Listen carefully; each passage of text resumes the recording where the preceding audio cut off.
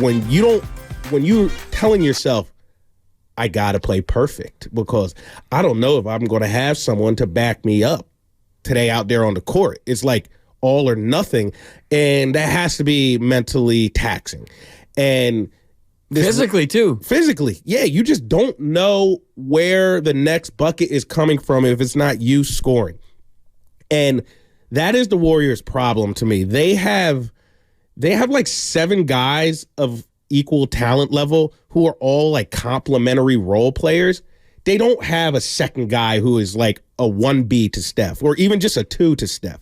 They have Steph, and then there's a huge drop-off, and then it's just a bunch of guys. And I don't mean that to be insulting because every championship team needs a bunch of guys to do a certain role, to do what they're paid to do, and help them win a championship. You know, all parts together assembles one core.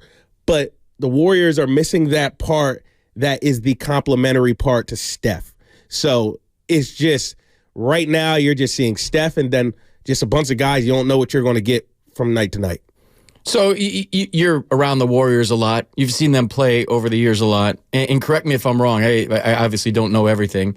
But when they were playing well, it was on defense, and they got out in transition, and it allowed Steph to have space and have open jumpers. When they're playing well and there's other guys, the defense has to respect those other guys. So whether you penetrated and dished back to Steph, he seemed like he always had looks. Like this year, I'm watching guys, like last night I was frustrated because he was bringing the ball up and everyone was just standing there.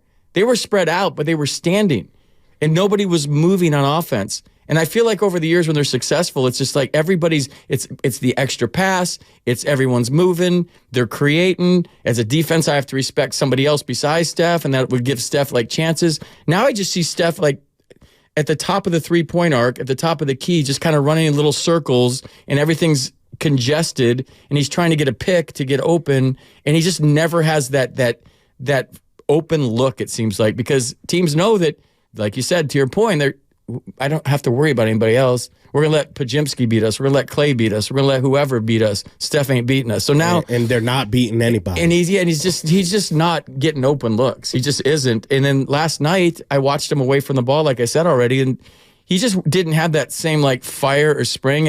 And Jason, like the shot that we have on 95.7 on our Instagram that you showed me before the show. Them on the bench. Yes.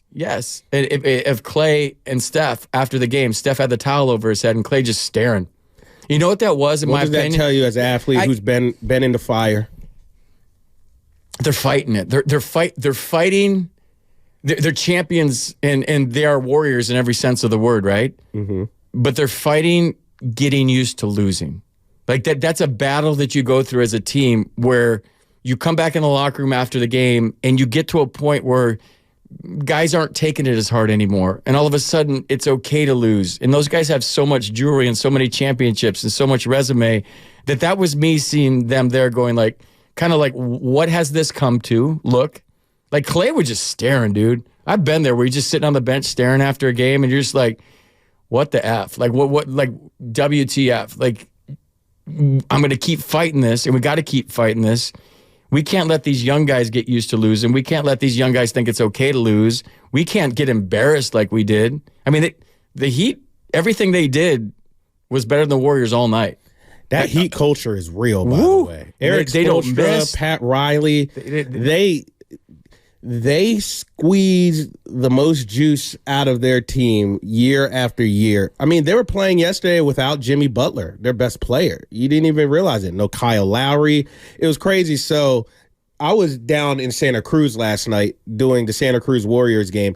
They were actually playing against the Heat's G League team, and it's rare that you see a team's G League team in the same city on a given time as the main team. So two or three of the G League team players that were supposed to be on the Sioux Falls Skyforce, they actually had to go up to San Francisco and suit up for the Miami Heat because they had so many injuries. And the Heat still rock the Warriors. That's just Heat culture right there. And that's real. And it's funny because people used to speak that way about the Warriors culture. You come there, you go there to win rings. And I don't want to take anything away from them. I mean, they've been so successful, 4 rings in a decade. And that's amazing. You know, it's hard to do that. But now it feels like we are like at the end. We're at the end and we're trying to squeeze out all we can, and it's just not there. It's like you're wringing a rag, but the rag is dry. So, like, let me ask you this: like, they've been playing well lately. They played well in the Christmas Day loss to the Nuggets in Denver. Last night they laid an egg. So, did they lay an egg, or was Steph not 100%, and the Heat just came to play? And should we be panicking over one game, or just panic this fact that, what are they, 11 seed right now in the West? Yeah, I don't think it's panic over one game, FP. I think it's panic over the totality of what we've seen. Right. You know, it's mediocrity. They're not the worst team in the world. They're far from the best team in the world. They're just living in that middle ground, which, you know, the record tells them that. And look, I'm looking at Steph Curry's numbers. Over the last 6 games, he has a 13-piece in there, an 18-piece, and a 7-piece. Now, look, Steph Curry's, you know, it's hard-pressed for me to criticize the guy. All he's accomplished. Even this year, he's playing well. He's averaging 27 points per game. But in the last 2 weeks, he just seems fatigued. Even in that 33-piece he had against the Celtics, it was a very hot and cold 33 points. Like, it was a very streaky 33 points. It was late. Yeah. First 3 quarters is where's Steph? Then he just exploded in that fourth quarter and in overtime. He went crazy, and he did what Steph does. But he just doesn't seem right. He does not seem right now. And obviously the Warriors can only go as far as he goes, but he needs help. I think they need to consolidate this roster. They have too many guys who need minutes, so it's hard to get people a rhythm. Like, have you played on a team where you don't know how much time you're going to get from day to day? You don't know what your role is? Yeah, I knew what my role was always, and it was mixing the Gatorade on the end of the bench. So when I did that, I knew I was ready to play. But like when you talk about, this is a great question, Jason, because it's all you have to do is look at the 2023 Giants. Yeah, 100%. Those guys didn't know if they were an opener, a starter, a closer. Sean Manaea did about 5 different things last year. Guys signed like big deals, and they were getting pinch hit for in the 4th inning. And you got Michael Conforto and Mitch Haniger who signed these deals to come over. And all of a sudden they're platoon players and they're getting pinch hit for. And then I would just say this, as an athlete. What does that do to the psyche? Yeah, as an athlete, when I don't know, if I have a role, we're all creatures of habit. Right. We're especially in baseball, and I'm sure it's the same in basketball, it's about routine. It's about if we're winning, I'm driving the same way to the ballpark every day. It's about I get to my locker at this time. I used to stretch for a 7 o'clock game at like 6:24 every night, and I'd run out at the same time every night. And then you knew you were getting 4 at-bats. And maybe if a big spot came up late, I knew that if there was a guy with a day off that was one of our best players that I might get pinch hit for. I never liked it. You should never like it. But like if you're always looking over your shoulder and you're always wondering, you don't know what your role is, you can't get into a routine. And once you get into that routine, dude, you have to stay with that routine. You can't, because I went 0 for 10 or I was 1 for 10 from the floor, get away from your routine, because then you're lost. You're changing your stance, you're changing your shot, you're changing your this. So as an athlete, we love to know like what our role is. When do we contribute? Dusty Baker's coming on 11 o'clock today. And Dusty was the best manager at telling me when I was going to play. He would come back on the plane with a piece of paper in his hand, like a little piece of paper, and he would say, you're playing the 2nd game in Philly, you're playing the 1st game in New York, you're playing the 3rd game in Pittsburgh, get your sleep. And so as a bench player, to know that and not have to have anxiety all day in my hotel room, am I playing today, am I not playing today, and walk in the clubhouse and look, am I in the lineup, and like, oh, I'm in the lineup today, uh-oh. He would let me know. And that was a luxury that no other manager ever afforded me. So I knew as a Giant, I had a really good year. I knew when I was playing. Every once in a while, Barry would come up to me and say, hey, you feel like playing today? I don't feel like playing today. I'd be like, okay, cool. I got incentives. Like, that's good. He goes, and then he'd walk into Bake's office and then come back out and he's like, you're playing left field today. So yeah, I mean, it does help. Just like, physically it helps too, by the way. Right. Because like you gear yourself up for when you're playing. And then mentally it helps big time because like it's my confidence. It's my day. Like I'm ready. I got my sleep. I got my rest. I'm going to eat right. And, you know, maybe if you know you're not playing, I'm just going to get a pinch hit late in the game. You stay out a little bit later the night before with your buddies. But like you got to comport yourself in a certain way that's being a professional. Yeah, it's all about routine, Jason. Like if you get into a good routine and it works for you, like Wade Boggs ate chicken before every game, like whatever it is, people call it superstition, but I used to call it routine. And if you read any kind of like sports psychology books, they'll tell you, man, get into a routine, get into a rhythm, because the season's about a rhythm and it's about a flow. And if you don't ever get into a flow or a rhythm, it's like, I'm playing today, I'm getting pinch hit for, hey, they're whistling at you, come back to the bench, we're pinch hitting for you. Or like, I'm a closer one day, I'm throwing the first inning the next day. They signed me as a starter. I'm coming in the third inning now. I'm the feature guy from the third to the sixth. And it's like you got to warm up in the bullpen during the game, and you're used to like coming out early and running your sprints on the field and kind of getting a feel for the atmosphere of the ballpark and just kind of getting ready. And you've done that your whole life as a starter. And now you're like coming in the seventh inning, like, wait, what? So yeah, I mean, that's a great question, dude. It's about rhythm. It's about routine. Wow. Like that is the Warriors this season. And you said it correctly. It was also the Giants this past season. And you just never know who's going to play what night. Now, I want to ask you another question that Guru and I were speaking about earlier this year. So Jonathan Kuminga, Moses Moody, those are the two guys, perfect example. They just never really know their role. They've been on the team 3 years now. One day one guy's going to play. One day the next guy's going to play. They'll be in the rotation for a good 2 weeks. Then all of a sudden they won't. The Warriors have two rookies this year who are playing great basketball. Trace Jackson-Davis, Brandon Podziemski. Really good players, a great infusion of youth into the lineup. A few weeks ago, Steve Kerr said Brandon Podziemski has to play. He's in the rotation. He is going to be in the rotation from here on out. He is one of the guys. If you're Moses Moody and Jonathan Kuminga and you hear that, how present is resentment and jealousy in locker rooms? Now, I'm not saying Kuminga and Moody are jealous of Brandon Podziemski, but when you're fighting for a role for 3 years, and then you see a rookie come in and, I don't want to say given the role because he's earned it. He's played really good basketball, but you have a coach so outwardly say he's in the rotation, he has to play. When you feel like you've done everything you could and you've played good basketball and you still don't get that guarantee from your coach and you have to think, when is my next minutes coming? Is that a thing? Do you think that perks up their ears and could resonate in a negative way?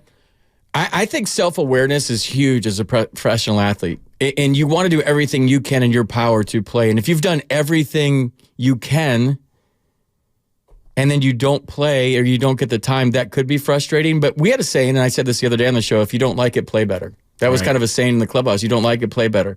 And for me, if you're Moody or Kuminga, you have to play so well and do everything so well that there's you leave no doubt that you have to play. You got to force his hand. And when Steve was on here the other day, he said, when Steve Kerr was on the other day, when you break down film and you watch certain things and we really get into it, there's certain things that Kuminga could do better. We just see points and rebounds and dunks, but there's all kinds of other things that go into playing time. It's how you act in the locker room with your teammates. Are you always hurt? Are you always on the table? Body language. Are you on the training table all the time? Are you tough? Are you durable? Are you playing hard? Are you, in the right spot for rebounds? Are you boxing out? Are you cutting at the right time in the right place? There's so many different things that go into it. Like I've known a lot of players that they get traded and fans are like, why did we trade that guy? I'm like, well, if you knew what I knew, he's kind of an asshole. He was soft. He was kind of an a-hole. Like, yeah, exactly. Like, so there's other things that go into it. I'm not saying with these guys, because I don't know, I'm not in the locker room. You're around the team way more than I am, but just so much more goes into it. And if you want to play, you force the issue. Like, you force it. Like, force it. And it's like, well, I'm not getting playing time. I've been there before. Like, I went into Davey Johnson's office. I told a story the other day, hitting 196. And I went, like, you go into a big league manager's office hitting 196 saying I should play more? I look back at it like, what were you doing, idiot? Right. But at that time, my take was, and I'm sure this is like how Kuminga feels, like, if you play me more, I'll play better. But you're playing me once a week. I can't get into any kind of rhythm. I got no timing at the plate. 94 looks like 104. But if I play every day, I can slow things down, and my average will go up. But you can't go into like a man. I look back at that like, dude, what were you thinking? But like that's the conundrum, right? But like in those times that I was given an opportunity to play for the Dodgers, I should have got 3 hits a game and then 2 hits a game and then 3 hits and then made it where Davey had to play me because the media's coming to you and the teammates are coming to you like he's got to play.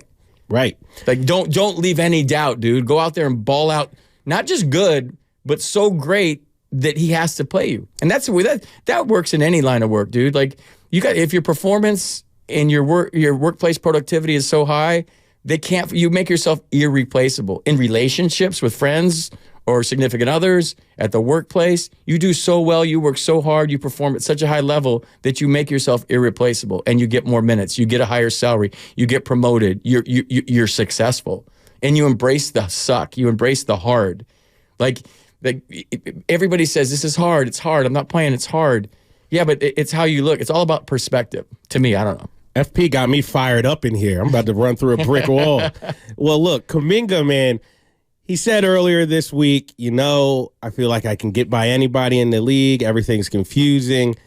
I look at his line last night. He's not awful. He's 5 of 11, 5 rebounds, an assist, 10 points. Minus 26, but pretty much everybody had a negative plus minus on the team except Trace Jackson Davis. And Andrew Wiggins, but Andrew Wiggins didn't play all that well either. Kuminga hasn't been great to the point where Steve Kerr has to keep him on the floor. See? He just hasn't. You don't like it? Play better.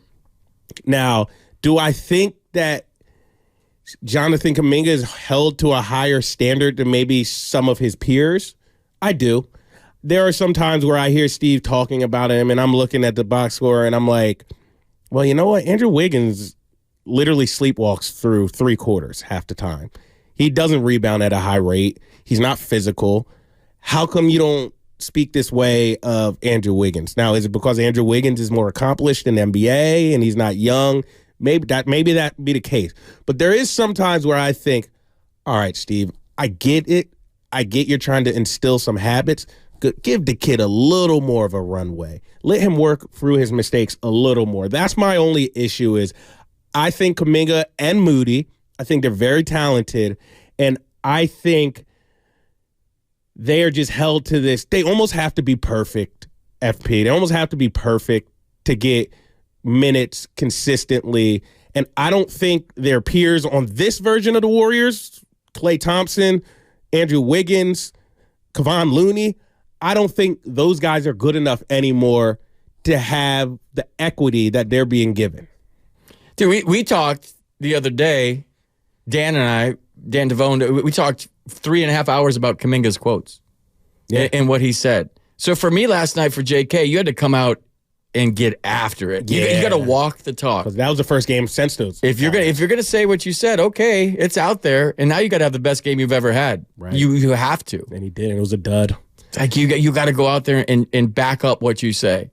So what he said, I had no problem with. Mm-hmm. I did have a problem with it leaving the locker room because that's your sanctuary. Yeah, he told Marcus Thompson. He should have told Steve Kerr that. Like walked into his office and said, "Hey, look, they can't stay in front of me." I had Steve on the show. We had Steve, and I asked him. I said, like, is there a part of you that wishes that wasn't public and that he came to you and talked about it? And Steve was really politically correct and answered it wonderfully. But those things should always be in house. Because once it gets out, then you and I are talking about it.